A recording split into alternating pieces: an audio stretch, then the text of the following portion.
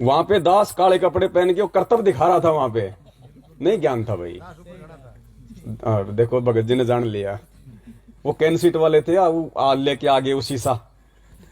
तो कहने का मतलब है पुण्यात्मा, हम सब भावुक थे उस समय, हम अपने गुरुदेव के लिए सब कुछ कर रहे थे कि गुरुजी के आदेश हैं, इसलिए परमात्मा ने हमारी रक्षा की, वरना ये दास भी वहां से बाहर नहीं आता।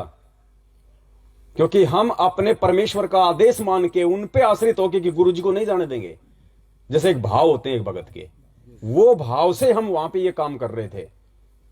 और जिन जिन लोगों के मन में थोड़ा सा कोई कच्चापन था या जिनको सच्चाई का पता था, उसके बावजूद भी वो, जैसा कि मैनेजमेंट वाले धमकियां दे रहे थे कि आश्रम से निकाल दिया जाएगा, सारनाम नहीं दिया जाएगा, उस डर और भय से जो लोग वहां पे थे उनको दिक्कत हुई है। बाकी जो सच्ची नीयत से जो जो जो अपने परमेश्वर को आधार मान के वहां पे भले वो कमांडो बने हुए थे, क्योंकि वो अनजाने की गलती थी, और अनजाने की गलती परमात्मा क्षमा करता है, ये उसका विधान है। ये भी आदेश हुआ था ना कि आज नाम लिया उसने भी उसको भी सारनाम। हाँ, उसमें ये था जिसने आज नाम लिया उसको तो मिलेगा मतलब सतनाम, और जिसको सतनाम मिल चुका है भले आज मिला है उसको मिलेगा सारनाम। ये था। तो हम तो सारनाम के चक्कर में थे, जैसे आज हमारे अन्य जो भगत भाई बहन बेचारे भोलेपन में सारनाम और सार शब्द के चक्कर में हम भी थे पहले।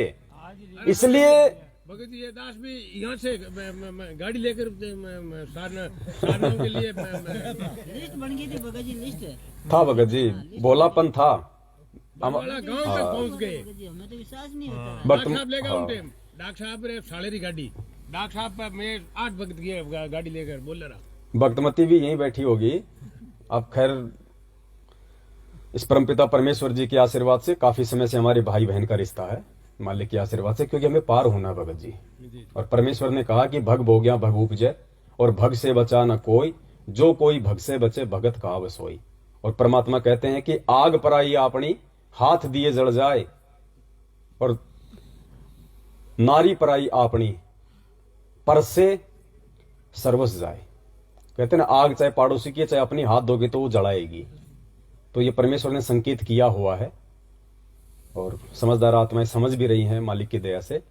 तो उस समय भक्तमती, क्यों दास के तो घुटने टूट गए थे पत्थर लग लग के, तो मेरे तो 2-4 इंजेक्शन वहां लगवा के हॉस्पिटल में मेरे को तो वहां पे गुदड़ू में छुपा दिया कि ये तो हो गया कंडम, ये काम करनी है। हाँ, फिर 1-2 दिन बाद जब मैटर हुआ तो फिर उधर एक सेवादार खड़ा होके और वो बांट रहा था कार्ड, बोलो सौर शब्द ले जाओ, सौर शब्द ले जाओ, गुरुजी तो गए सतलोक शरीर छोड़ के 5 तत्व का। हाँ जी, और सौर शब्द ले जाओ, गुरुजी का आदेश है।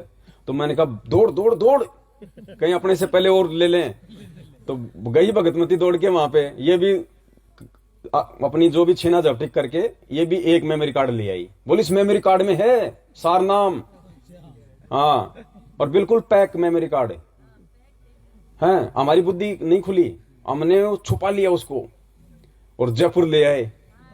और जयपुर लाके फिर मैंने उसको फाड़ा अपने हाथों से, फिर उसको मैंने कंप्यूटर में लगाया, मुझे सार नाम लेंगे और देखा तो वो खाली। फिर 1 घंटे बाद दिमाग में आई रही है तो पैक था, इसको भरा किसने, तो पैक था। अब बताओ, ऐसे मूर्ख बनाया उन्होंने उस समय भी। तो कहने का मतलब है भाई और बहनों, कितनी मनमानियां उन सेवादारों के द्वारा आश्रम में पहले से की जा रही थी। वरना पुण्यात्माओं, जिस आश्रम के अंदर साक्षात वो सारी सृष्टि का रचनहार, जिसके एक वचन से पूरी सृष्टि रची गई है, गुरुदेव कहते हैं फूक मार दे तो पूरी पृथ्वी उड़ जाए। साक्षात वो बंदी छोड़ सतलोक आश्रम बरवाला में बैठा हुआ था, जहां पे धर्म भंडारे हों, जहां पे 5 यज्ञ हो रहे हों, जहां पे हजारों भगत सतनाम का जाप करते हो, सैकड़ों ज्योतियां जल रही हो, उस आश्रम की 21 ब्रह्मांड के स्वामी ज्योति निरंजन की औकात नहीं कि एक ईंट भी उखाड़ दे। और उसने पूरा आश्रम ध्वस्त कर दिया। क्यों? क्योंकि परमेश्वर के विधान को तोड़ा गया वहां मुख्य सेवादारों के द्वारा। परमात्मा कहते हैं जब तक हंसा हमरी आना और काल लगे ना तेरा बाणा। तो वहां परमेश्वर की आन को तोड़ा गया था, मर्यादा को तोड़ा गया था, जिस कारण से काल भगवान का वहां पे दाव लगा। और मर्यादा टूट जाएगी तो परमेश्वर समर्थ होते हुए असमर्थ हो जाएंगे। वो समर्थ परमात्मा भी अपनी असमर्थता जाहिर कर देगा, यह उसका विधान है। क्योंकि परमेश्वर ने खुद कहा है और आदरणीय गरीबदास जी महाराज जी ने कहा इसी विषय पे कि अनंत कोटि बाजी जहां और हम रचे सकल ब्रह्मांड और गरीबदास में क्या करूं यो काल करे जीव खंड, कि उस समय मैं भी असमर्थ हो जाता हूं जिस समय ये पुण्य आत्माएं मर्यादा तोड़ देती है और काल का दाव लग जाता है।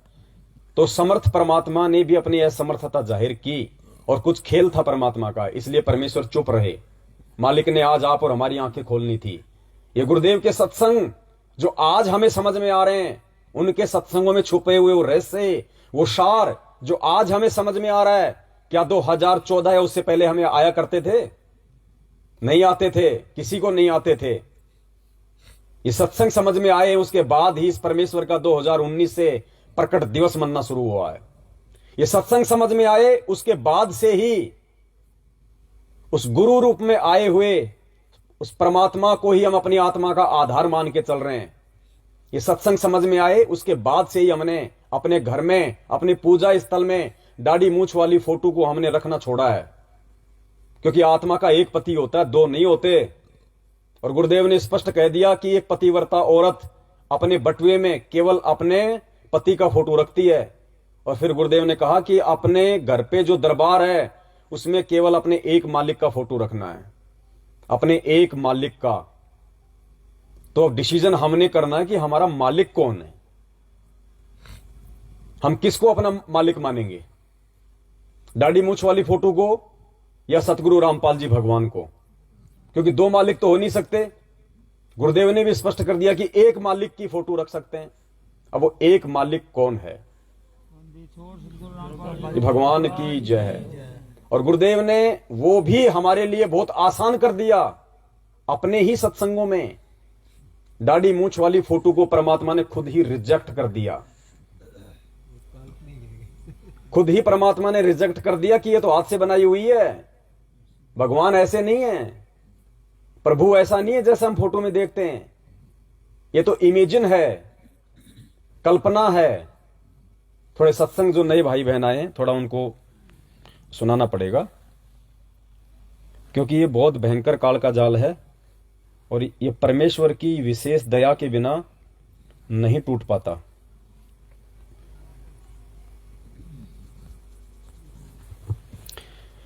देखो यहां परमात्मा स्पष्ट कह रहे हैं, इतना संकेत कर दिया परमात्मा ने कि वे स्वयं कौन है। ध्यान से सुनना।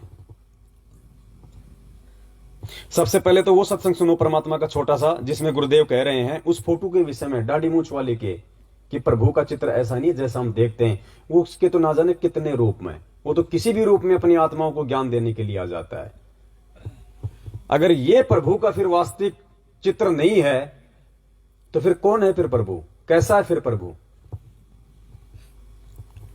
यदि इस दास के स्थान पर आज कबीर परमेश्वर भी आ जाते,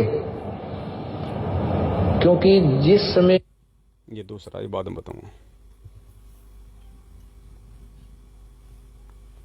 पुण्यात्मा तभी हमारी आस्था उस रूप से हटेगी, क्योंकि वो रूप परमात्मा का रूप नहीं है।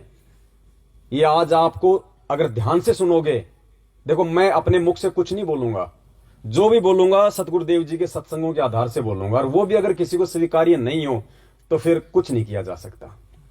सबसे पहले सुनो ये वाला सत्संग।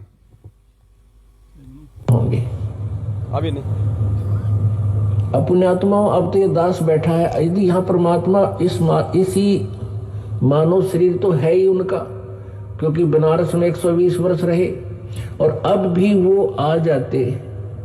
जो हम चित्र देखते हैं प्रभु का, ऐसा चित्र नहीं है। वो तो ना जाने कितने स्वरूप है उस मालिक के, वो किसी भी रूप में आकर के अपना ज्ञान बताता है, अपनी प्यारी आत्माओं को अपने चरणों में लगा के भक्ति करवा के सतलोक ले जाता है।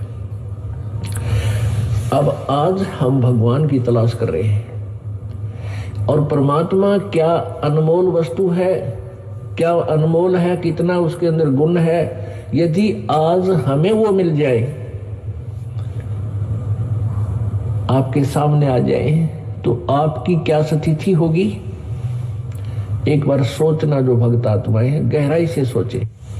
अब जैसे भूखे को भोजन सामने मिल जाए, और निर्धन को सामने धन की थैली नजर आवे